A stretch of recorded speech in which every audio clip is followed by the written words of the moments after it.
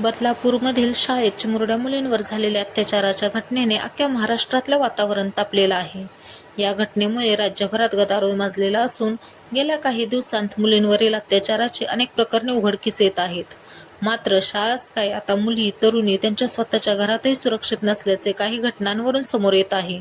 बदलापूरमधील शाळेत चिमुरड्या मुलींवर झालेल्या अत्याचारांच्या घटनेने अख्ख्या महाराष्ट्रातलं वातावरण तापलेलं आहे. या घटनेमुळे राज्यभरात गदारोळ माजलेला असून गेल्या काही दिवसांत मुलींवरील अत्याचाराची अनेक प्रकरणं उघडकीस येत आहेत. एका नराधम पित्याने त्याच्या पोटच्या मुलीवरच लैंगिक अत्याचार केल्याची अत्यंत धक्कादायक घटना उघडकीस आली आहे.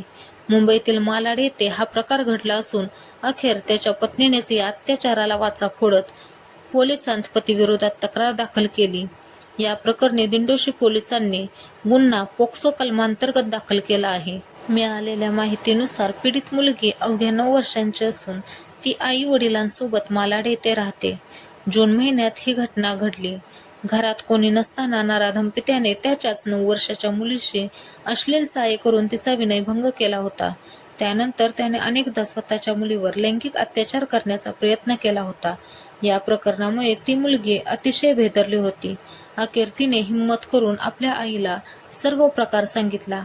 आपल्याच पतीने पोटच्या लेकीवर लैंगिक अत्याचार केल्याचे समजताच त्या महिलेच्या पायाखालची जमीनच सरकली. तिला मोठा मानसिक धक्का बसला. मात्र त्यानंतर तिने या अत्याचाराला वाचा फोडण्याचा निर्णय घेतला.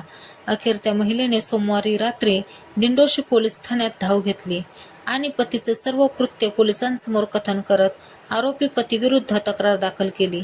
या तक्रारीची वरिष्ठांकडून गंभीर दखल घेण्यात आली.